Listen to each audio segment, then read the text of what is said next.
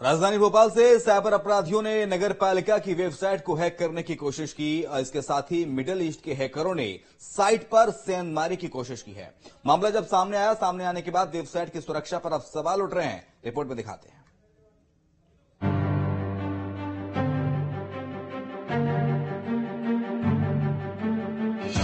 नगर पालिका की वेबसाइट पर अटैक, अपराधियों ने पोर्टल के डाटा को बनाया निशाना। रैंसमवेयर सॉफ्टवेयर से किया गया अटैक, मिडिल ईस्ट के हैकरों ने की सेंधमारी की कोशिश। साइबर हैकर्स स्पेस में मौजूद हैकरों ने ई नगर पालिका की वेबसाइट को हैक करने की कोशिश की है।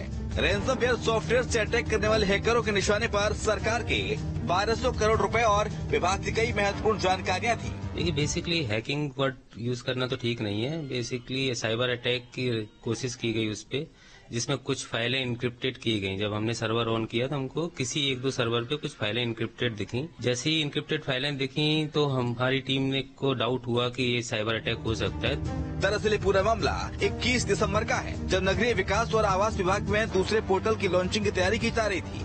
साइबर अपराधियों के हमले के बाद जो जानकारी सामने आई है वो बेहद चौंकाने वाली है। जांच के मुताबिक मिडिल ईस्ट के साइबर अपराधियों ने इस वारदात को अंजाम दिया है। आपको बता दें कि नगर पालिका पोर्टल से 15 नगर निगम समेत 412 नगरीय निकाय जुड़े हैं। ई नगर पालिका पोर्टल आम लोगों को 21 तरह की सुविधाएं देता है। संपत्ति, जलकर, नक्शा स्वीकृत और पेमेंट करने की सुविधा देता है। पोर्टल से हर साल 1200 करोड़ रुपए राजस्व इकट्ठा होता है। जानकारी के मुताबिक आने वाले 2 से 3 महीनों के अंदर नगरीय विकास एवं आवास विभाग की नई वेबसाइट ई नगर पालिका 2.0 लॉन्च हो रही है। इसी वजह से अधिकारियों का ध्यान पुरानी वेबसाइट पर नहीं था, जिसका फायदा उठाते हुए साइबर अपराधियों ने उसे हैक करने की कोशिश की, लेकिन समय रहते सर्वर को डाउन करके हैकिंग को विफल कर दिया गया। बाहर की कोई वेबसाइट नहीं, इसको ईआरपी सॉल्यूशन बोलते हैं। इंटरनल जो डिपार्टमेंट की जो एक्टिविटीज होती हैं, जिसमें जो बैक एंड ऑपरेशंस होते हैं और जो सिटीजन नागरिक सेवाएं जो विभाग देते अपने स्तर से देता है, वो सभी सेवाएं संचालित थी। अगर डेटा नहीं मिल पाता तो कहा जा सकता है कि नुकसान हो सकता था डेटा का, लेकिन चूंकि डेटा पूरा सुरक्षित है और अटैक जिस दिन हुआ था उसके कुछ ही घंटों के अंदर विभाग को जानकारी मिल गई थी और सर्वर सारे बंद कर दिए गए, तो हमारा कोई डेटा भी लीक नहीं हुआ है। सही समय पर सिक्योरिटी ऑडिट कर लिया जाता और 3 लेयर में सुरक्षा की जाती तो हैकिंग संभव नहीं था।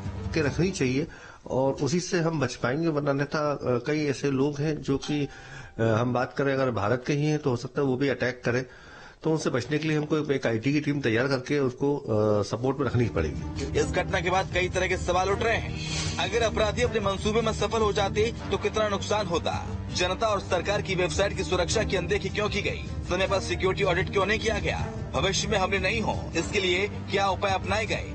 ई नगर पालिका की वेबसाइट को हैक किया गया, लेकिन वक्त रहते सर्वर को डिस्कनेक्ट किया गया और यही वजह रही कि ई नगर पालिका का डेटा बच पाया।